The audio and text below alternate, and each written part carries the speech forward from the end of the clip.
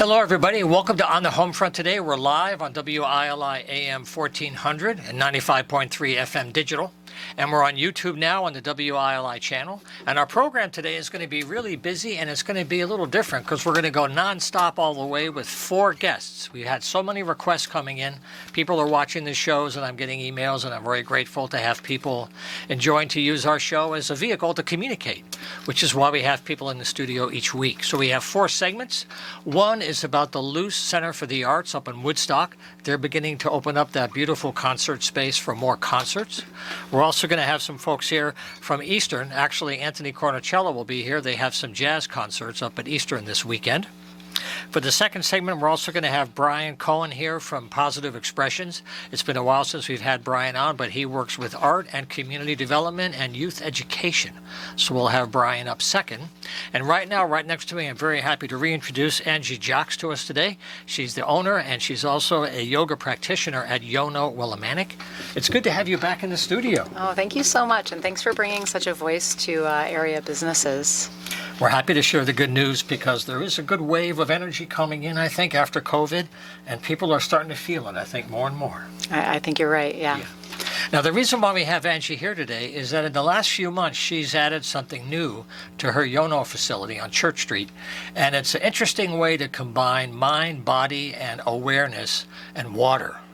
And it's called floating, something I do once in a while in the tub, but her idea of floating is a lot more interesting than just sitting there with the soap bubbles. So I'm going to get out of the way now while we have precious time and talk about this new floating idea and these pods, these orbs, I guess you call them. Yeah. So floating's been around for a very long time, since the 50s. And I found floating after having a car accident that left me in debilitating pain. And so I was always looking for alternative therapies, yoga being one of them. And then one day I was just trying to kill time. I was in Boston, and I looked up. I was looking for a yoga class or studio, and I look up and I see floating in the window, the words. And so I just popped in, and it was the first time in so long. It was 60 minutes where I had no pain in my body, and I said, okay, this is something here. And so that's where it started. Right. So let's use our imagination now and try to imagine your typical bath, if you have such a thing. What happens there that makes this a very different body experience than just hanging out at home in the tub?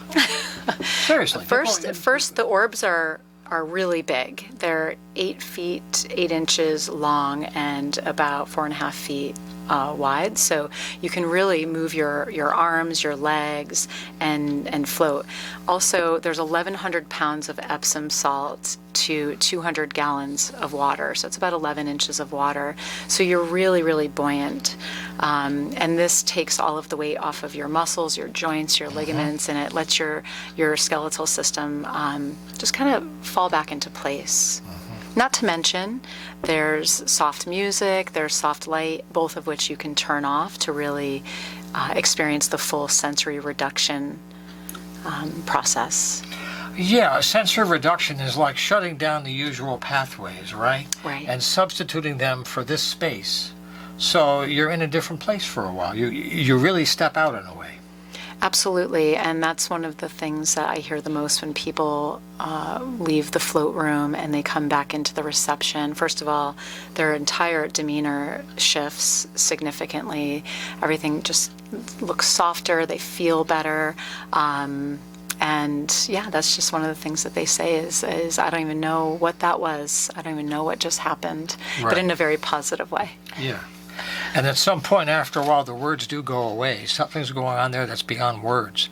And that's the hard part of the conversation. You have to do it to get it. Yeah. So the first few months now, a couple of months, what's the response been like? And is this a thing that's very special in our part of the state? Are there other places, or is this really a new technology coming into our region? So there are other float businesses in Connecticut. In fact, a few of them have been mentors to me in my research. I took about 5 years just going up and down New England, interviewing business owners. The float community is so special. They're so inviting. They want to sit with you. They want to share their journey. In this area, from what I understand, there's one other location, but in this area, Quiet Corner Float is it. Now, there's a website you can follow up on this conversation, YonoWillimantic.com. And with a few minutes left, could you talk about the different modalities of yoga and how people can use those activities for all kinds of purposes? And each style of yoga, if I could use that word, or each school has a different way to position the body and use energy at different levels of stress. Yeah.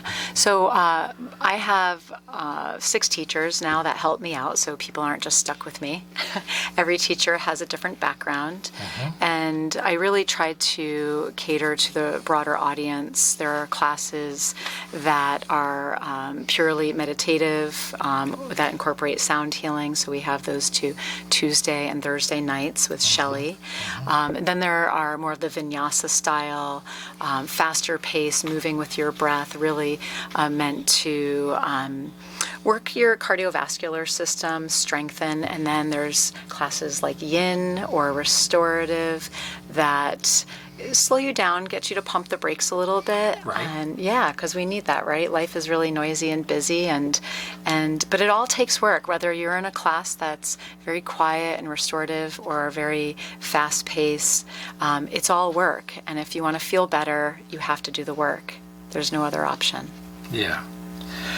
Could you explain the aspect of how the health aspects can be part of insurance in some cases, depending on people's needs and their coverage? Some of this might be available, and in what ways might it match, just so people know to ask about it? Yeah, I do have some students who have reached out to me and just asking for their urine receipts so they can submit it to their insurance company.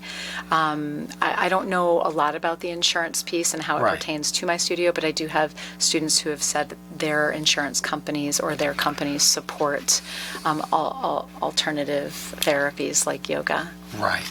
Because I mentioned that because other healthcare providers, have mentioned some of the companies are more open to supporting it as alternative health modalities. So that's worth looking into anyway. Nothing ventured, nothing gained. Absolutely. Sometimes it's just routine prescriptions. You get a certain amount over the year and that's your deductible, something like that. Correct.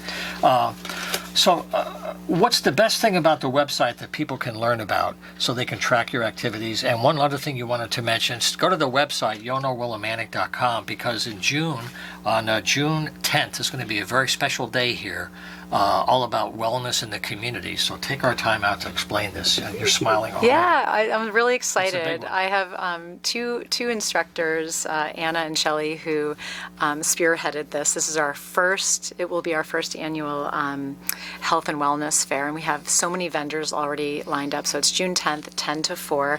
If you'd like to be a vendor, you don't necessarily have to sell something. You can just come in and provide information on your services. Kind of have a table space. Yeah, kind of thing. exactly. And there's a little application on the website. We keep it really easy and accessible. We expect a really great turnout. I mean, it's such a busy community, and this area is ready for it, and they deserve it. Willimantic deserves all of these wellness initiatives. That's part of the growth of the area. Places to eat, places to get better, Shabu Stage, the senior center in the community center. So these are all talked about for years, and now they're really here, including floating now. So Angie Jacks, thank you for being here. I wish you great success for the summer. Thank you so much. And we'll get you back maybe at the end of May to talk more in detail about the special things coming up in June, okay? Very good. I appreciate your time. Thank you so much. All right, This care. is great. Okay, so we're going to stay live right now because we have a very busy show right now. So while Angie takes her graceful exit, I'm going to give you some news about community events. And then later in the show, if you just joined us, we're going to have someone from the Luce Center for the Arts of Woodstock. And we're going to focus on positive expressions based in Chaplin. But right now, we're going to get to some arts at Eastern. We had some arts faculty on recently talking about their performances of the 25th Annual Putnam County Spelling Bee. And that is in its last weekend from the 27th to the 30th up at the Fine Arts Proscenium Theater. That's going to be at 7:30 p.m. And if you want to go to the website at Eastern, easternct.showware.com/Putnam. Come on in, Anthony. You can get tickets for the show. It's been well received, and it's up at UConn again, 7:30 on April 27th, 28th, and 29th. And the play won the Tony. It won a Drama Desk Award for Best Book of a Musical. and there's audience participation. So it's a real fun show where some of the audience members become part of the spelling bee contest. So that's up at Eastern this coming weekend.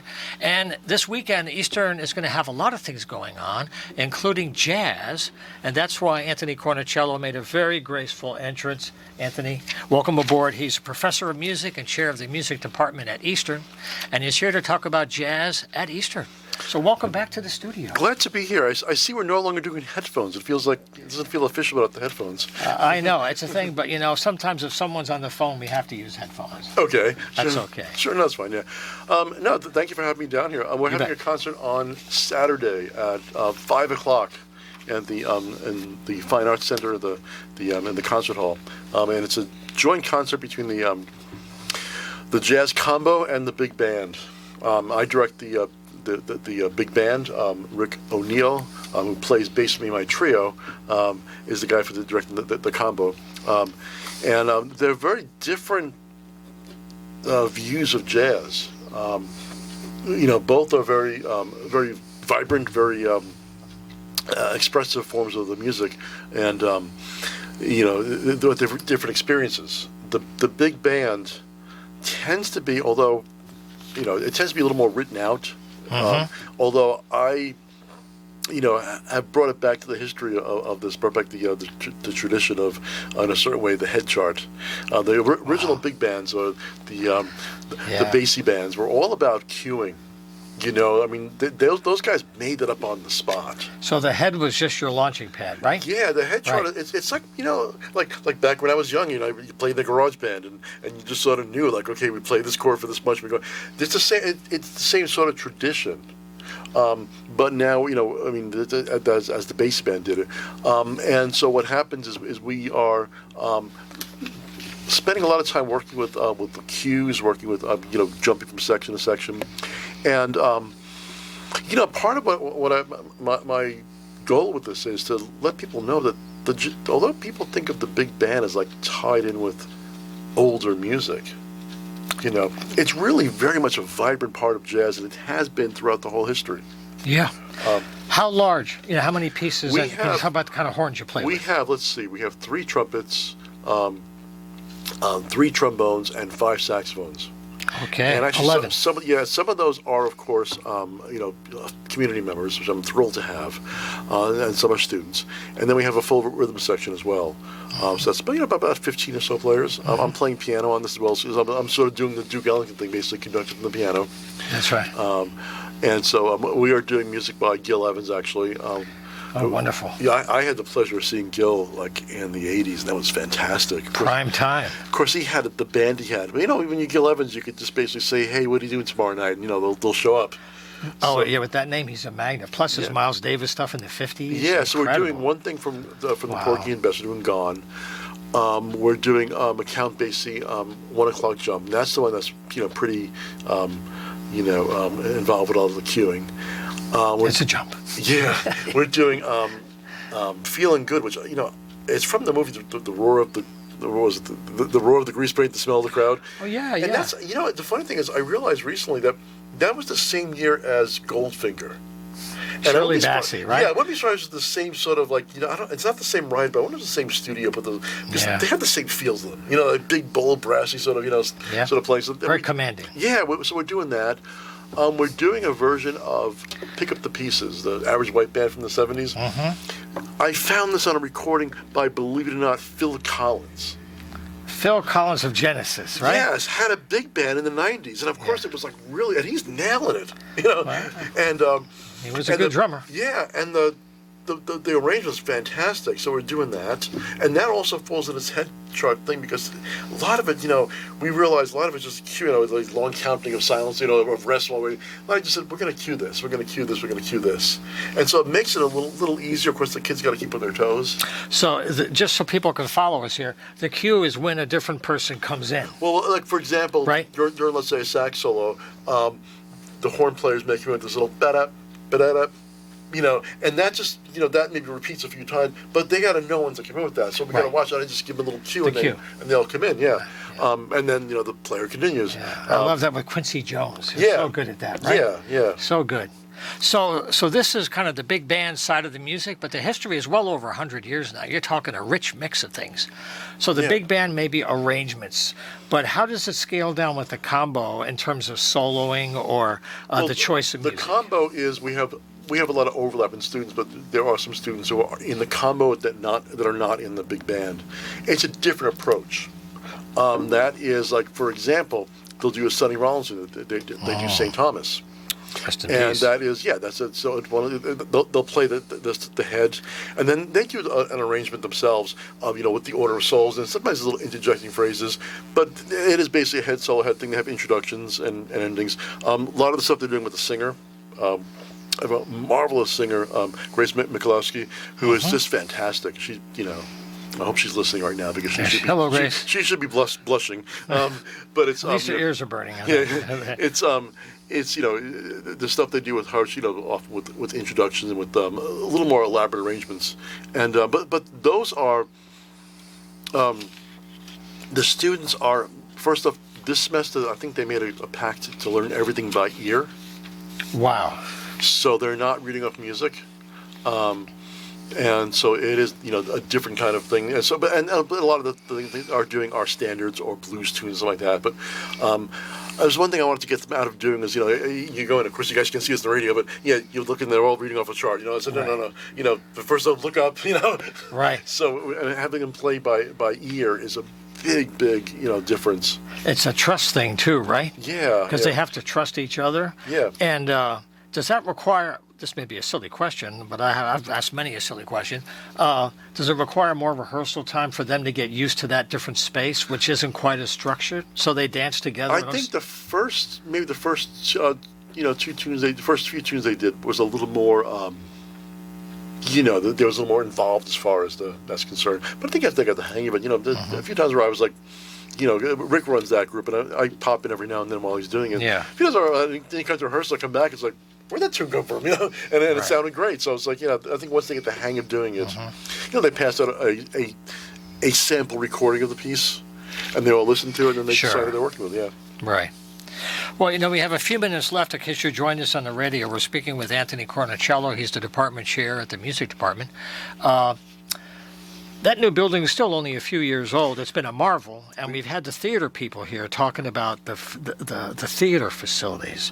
But from the viewpoint of music and rehearsal space, can you talk about how that new building is helping students and faculty to get into this? Yeah, it's a funny thing is we still call it the new building. It's like about 6 years old or more. Right. It feels new, though. Yeah, it does. It does. We spent years in Schaefer Hall, which has all the joys of like a subway stop, and I mean like 23rd Street, not like one of those nice ones, and the acoustics of it as well. But this new building is fantastic. The hall, I've had people come from other colleges and like they want to come back there to that hall. They want to come back and play in that hall or something.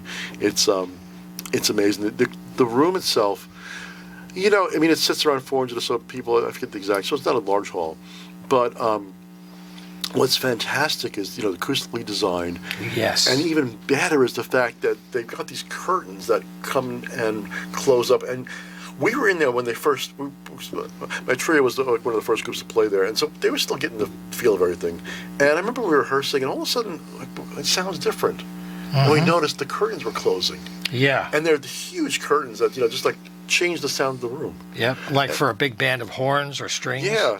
And it's how sound bounces around and gets reinforced. Yeah. But it's like high-end audio acoustics. Yeah, it deadens the sound nicely. Yeah, no, it's a fantastic hall. I just can't. And of course, there's a wonderful Steinway piano in there. Yeah. We have a few, but we got a new one, and new once again, 6 years old. Yeah. 6 years ago. I should also mention I will be playing the Hammond organ on the concert on Sunday. Hammond, that's an old Hammond organ, okay? As a matter of fact, the back is off of it because that's the way it comes. Wow! And so you see all the tubes and everything. It's like Jimmy Smith kind of stuff. Yeah, huh? Yeah. It's a blast, and it takes a while to get used to it because unlike a piano, when you play on a piano, you play each key and you can play. Yeah. Organ, no matter how hard you press down, it's the same volume. So you kind of get used to playing with that. It's Very physical. Are you going to wear sneakers, man? I mean, you're laughing because you know what I'm talking about. The footwork. I'm not going to do the foot stuff. No, okay. That's a whole other ball game. It is. It is. Yeah. Okay. That's boy. That's the guys that could do that well. You just your hats off to them. Yeah. But what a sound though! A historic instrument. Beautiful stuff. I'm only using it on 2 charts, but yeah, that'll be fun. I don't think the combo's going to use it. I think it's because it is it takes a while to get used to it. Yeah. And they're a little reluctant, with good reason. But with all the high-end acoustics and audio equipment, to have a Hammond B3 in the house, that's pretty good. That's pretty good. Yeah. And again, this is all for free at Easter in the Fine Arts Concert Hall, Saturday, April 29th at 5 o'clock. The Jazz Big Band, the Ensemble, and the Jazz Combo, Anthony Cornicello, and also we'll say hi to Rick O'Neill, his partner, who's not here today, but he's been here before. We wish you a great weekend and some good music Thank you so much. ahead. Thanks for having me here. Yes. Okay. And if you come down, please stop in and say hello. Please do. And we'll have them back with the Thread City Jazz Trio Yes. when they come to play here in the summertime. Okay, great. Thank you. Okay, take care of yourself. Thanks so much. You bet. Thanks, Okay, so now we will take a short break and have a couple of messages, and then we'll come right back and talk about positive expressions and the Luce Center for the Arts in Woodstock. Okay, we're back live for a very busy edition today for On the Homefront. We're happy to have you with us. Our programs are on the air live on Wednesdays at 5 o'clock at WILI AM 1400 and FM 95.3. They're also video recorded thanks to Matt Rupar for our YouTube channel. And very soon they're going to be posted on the WILI.com website as well, along with the other 5 to 6 o'clock shows. So we have good local talk radio every day here from 5 to 6. And we've got 2 segments for our second part of the show today. We're going to look at the Luce Center for the Arts in a few minutes in Woodstock, which is a place that's opening up more and more for public music events. But right now, I'm very happy to have Brian Cohen back in the studio. It's been a while since COVID hit us and changed some of our conversations, but he's with Positive Expression, an arts organization based in Chaplin that's connecting youth, art, education, and public gallery spaces all over the state. So first of all, Brian, it's good to have you back in the house again, man. It's nice to see you guys again. Thanks for bringing me back. Yes, indeed. So you've had a very busy school year working with kids and getting their art out into the community for people to see, and you're wrapping up a big school year. So tell us how things are wrapped up for you. Well, we started the community feel-good exhibits at the state capitol way back in 2017. Right. And in 2018, we invited our first school, Parish Hill, and we had 3 kids sign up. And it was pretty wild because we took those 3 kids to the Capitol. We had Chaplain Arts Day, and they got to meet Lieutenant Governor Nancy Wyman. So it was a really good stepping stone. Right. This last round, we had 140 students. Wow. From Beautiful. all over the state. We had Wilby High School, we had Weaver High School, we had Manchester High School, we had the Craig family schools of elementary schools all attached, and all together we had 140 students. And that was just truly really cool because art is an individual project. It is. And these students came together as a group and they made one really cool large exhibit. And so we have 2 today now going. We have the Buchan Hills Mall in Manchester. Right. And we have the Brass Mill Center out in Waterbury. And currently what we're doing is something called Shapes and Bright Colors. And it was an idea that I had a while ago because it's geometric shapes and you just put them together and you color them in and you make something cool. It's abstract thinking. And last year I was able to meet and hook up with the David Hayes Foundation out in Coventry. And Mr. Hayes, who passed away in 2013, was an incredible modern master in abstract art, both steel structures and paintings. And his family has the David Hayes Foundation, which continues his legacy today. And it's becoming a living legacy because one of the things that we did was, for Shapes and Bright Colors, we focused on 5 large canvas paintings that Mr. Hayes had painted. And we have that at both sites, which let me describe real quickly. It's a when you go into the Buchan Hill site towards the Sears old entrance, what the fine folks there did for us is they turned it into one large 40-foot wall. So you can't miss it. No, you can't. And it's bright and it's colorful and it pops. And there's 2 floors, right? Yeah. We have the upper floor, and right now the upper floor at Buchan Hills is for my friends with disabilities. So they're up on that side. And at the Brass Mill Center, we still have David Hayes, but he's paired up with Ed Advance, which is an educational Connecticut DSO out west of the river. Okay. And their whole contingency was their clients who are also people with different abilities, we should say. So that exhibit pops as well. Now, you know, you've been doing this for many years, as you said, and I go back to some of the early times you were up at the Capitol. Mm-hmm. What do you hear from schools when they can tell real stories about their students, like last year or next year, getting their art out where they would never normally get to go? I mean, what does it happen to the schools locally? They're excited. You know, Karen Avis is the teacher out for Chaplin Elementary and Hampton Elementary, and I ran into her a couple of months ago, and I told her what I was developing. Yeah. I already worked with Manchester schools, and we were about to bring in the elementary schools, so I wasn't sure how much space was going to be available, but I would get you up anyways. And so don't worry about that. So Mrs. Avis, what she did was she did the same thing that the Manchester schools did. Was they looked up Mr. Hayes' site, looked at how he developed his art and the processing that went through his head, and then the kids emulated that process. And so as far as the schools go, Yeah. to them it's the big mall.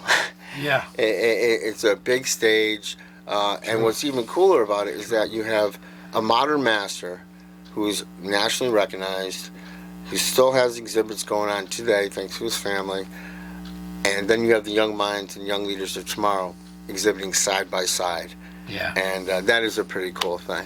Yeah. And so that's where we're going from that part. That's the indoor. Right. So now that the weather is turning a little bit, you've also done a lot of work for many years involving outside art at Harkness Park down in Waterford, Yeah. and also you have a space in Chaplin. Yeah. So as we get into May, what are your plans for May and June?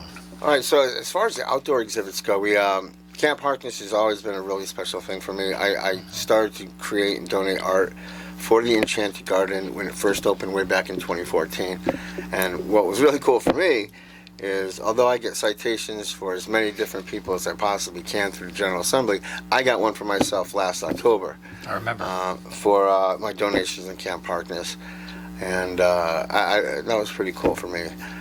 Sure. So we have the Camp Harkness exhibit, and we wanted to add other pieces to that as well. And then we also have what I'm known for around here is the Chaplin exhibit up on Route 6.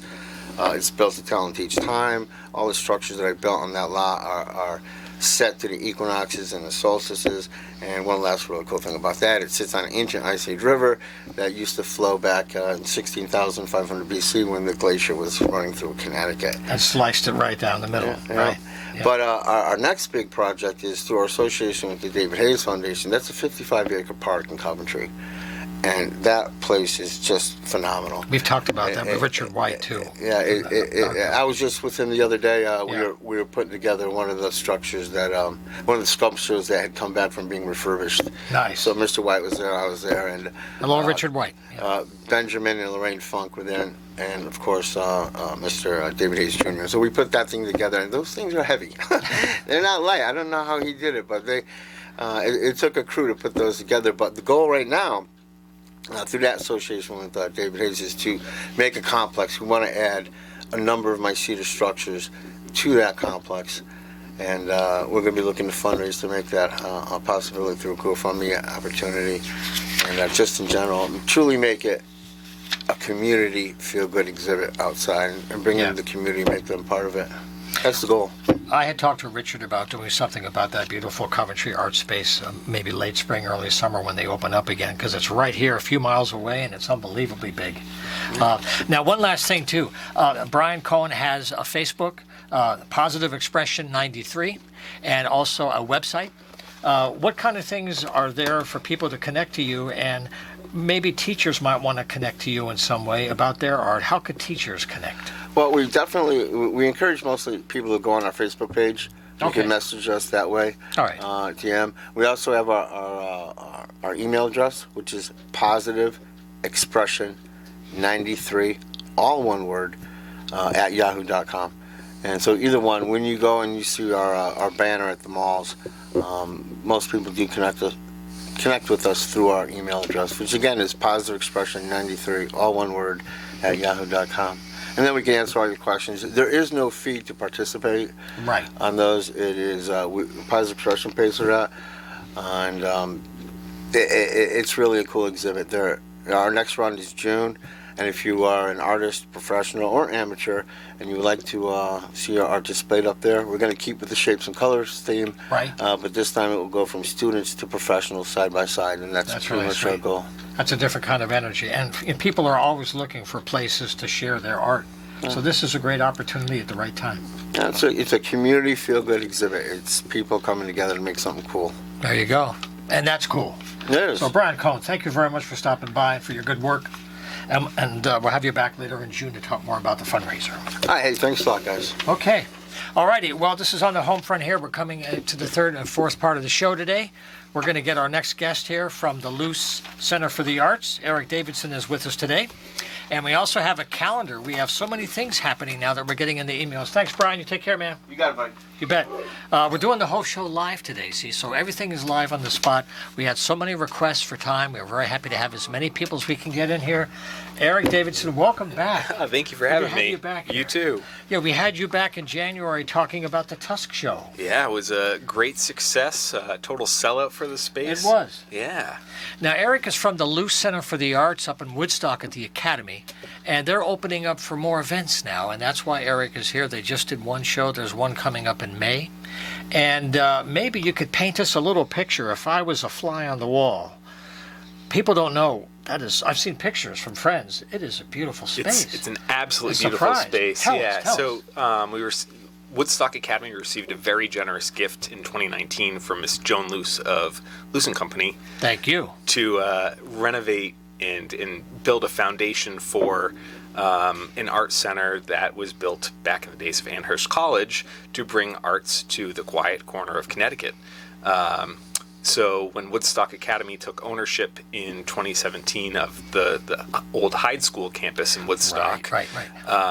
we kind of had this vision of what this space could be in bringing arts back to the area, bringing professional, visual performing talent to this area that might not have access without driving an hour. So space has been, fully gutted, truly top of the line sound systems, lighting, comfortable seating, really phenomenal space that also has a 1,000-foot art gallery attached to it. Has 5 to 6 art exhibits a year in there. So yeah, we're just trying to bring things back to the area and make arts accessible for everyone. Bringing in a really diverse set of programming, making sure we're not doing the same thing every time, and bringing things that would variety. things that would be in a major city right here so that people can access it.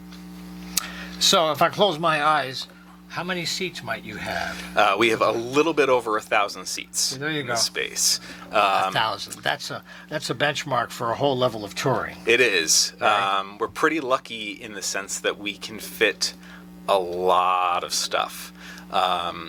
The space is laid out almost in a circle, so there's actually not a single seat that's further than 92 feet away from the stage. Really not a bad seat in the house. Like a semicircle, kind of in the round. so Well, to speak? it is the space is set up normal seating, but there's no second tier. There's nothing like that. It's all one level. Not too steep of an incline, but enough that the person in front of you isn't blocking your view. Stadium style. Yeah. Right. Really great just layout in the space, comfortable seats. In the way that the sound system was installed, it actually sounds the same in every single seat in the space. Sweet. Yeah. It's a pretty cool system that kind of knows where every single speaker is, every single seat, and that type of stuff. Yeah. So the next show they have, I believe, coming up is going to be a Stones tribute called Classic Stones Live, another iconic band that's still trying to go on the road, right? With the Tusk response, what's your thoughts for the Classic Stones and their current touring circuit? I would definitely not say, or I would say, do not wait on tickets. If you're interested in some Rolling Stones classics, this is a phenomenal show. They use the tagline, the look, the sound, the show. They know what they're doing. The two two heads of the group, they call themselves the Glimmer Twins because they look real. Kind of Keith and Mick kind of thing? Yeah, right? yeah, Okay. exactly. They walk, they talk. They walk, they talk, they have all the shows. We have some more stuff coming too. In not this coming week, but the week after, Woodstock Academy has Mean Girls, the musical, coming in. Really phenomenal show. If you guys haven't seen a high school production at Woodstock Academy, you don't think it's a high school production at all. They pull out all the stops, I guess. But yeah, tickets for that are on sale right now as well on theloose.org. Right. Lots of good stuff coming. We're running a summer camp over the summer with an intro to theater for kids, working on behind the scenes, in front of the scenes, as well as How to do stage work and set up and things, lighting. as well as the technical background of it. Nothing too in depth. Definitely not anything where, if you haven't had experience in that before, you should look away. It's open to everyone, grades 5 through 9, and that's over the summer, the week of July 17th, I believe. What an opportunity during the summertime. Camp for some art camp. Right. Theloose.org is the website for that. Now, when you look for the year ahead, are you figuring 4 or 5 shows a year of 1,000 with the larger? What kind of crystal ball are you looking at for the next year? We typically have one large event every month. The school uses the space outside of that for rehearsals and other, internal meetings that might happen. Right. But there's usually one big public thing in there a month, in addition to the 5 or 6 art gallery shows that are open. Right now we have Preservation Connecticut in the art gallery with a Frederick Law Olmsted Picturing History show in there. That's open on Thursdays from 3 to 6, free admission. When we were here last time, we were also talking about the Carol Spinney exhibit with Big Bird. Right, that's that right. exhibit has Rest in actually, peace, right? that exhibit is actually moving to Bracken Memorial Library, which is on Woodstock Academy's original campus. And that has an interactive part with it. That opens in May. So be on the lookout for stuff like that if you're interested in some interactivity. Yeah, family things to do, weekends, after school, when school's out especially. So the website is theloose.org. Now, how can people help the work? Do you have a need for board members or volunteers? In terms of events, how can people get involved if they want to do more than just go to a show? If you want to do more than just come to a show, by all means, we're always accepting new volunteers. We try to make our website really easy. If you go to theloose.org, there's a button in the menu that says volunteer. Click that. You can see events that are right there, quick and easy job descriptions about what each position does. Super easy to come in, hang out, see a great show, and get some free tickets as well. There you go. That's the magic word. Free. It works. Everyone loves free. Yes, it does. Now, one thing I want to mention while Eric is here is something that I've been saving is the solstice. Remember, we've been doing Make Music Day for many years. It's our international music celebration. It started in France years ago, decades. And everywhere across the planet, on the solstice day, people make music in places outside of the usual spots. I mean, they also make music in theaters, but they make music on front porches, backyards, parking lots, anywhere they want to make music. And they're part of a large website, and they register so you can find out in your area where are people making music, how can I find out about venues, and it's all tied to the solstice. So we talk about it every year, and I'm just mentioning it now because we're just into early May coming up soon. And this is in June, right? But what I'm saying is, if you want to find out more, you can go to makemusicday.org, and you can find out where in Connecticut you can go. And I'm not gonna put Eric on the spot, but I've talked to the other venues in our region about a collective Solstice Day celebration that they all cross-promote, mainly to let people know here are the venues within a half an hour of where you live, whether it's Strange Brew in Norwich, the Side Door Jazz in East Lyme, the Loose in Putnam, the Stomping Ground, that's in Woodstock, the Stomping Ground in Putnam, the Packing House in Willington, and Willimantic Records right here in town with Joe Malinowski. So these are like dots on the map, and I'm trying to figure out a nice visual so people that like live entertainment know here are the venues, check their schedules, and help everybody kind of raise the tide, right? Absolutely. And another Yeah. thing for us, our events are always posted online. Right. About 3 months before each event is when things get announced. If you want pre-sale access to shows, there's a spot on our website that you can sign up for our mailing list and know what shows are coming there as well. Yeah. Sometimes pre-sale access, some pre-sale deals in there. So if you like what we've been doing, definitely sign up. Right. So with music today, though, when you're getting into a 1,000-seat theater, that's a level of tickets that generates enough to support a larger group. Right. So you have some bands on tour now. Are you investigating that marketplace now in a new way to see what kinds of opportunities might be out there that they don't know you're here yet, or maybe they do, but now it's coordinating? Yeah. How does that work with scheduling and availability? So Yeah. a big thing that venues do is what's called block booking, where I reach out to a venue that's outside of 60 miles of where I am and say, hey, would you also be interested in this show?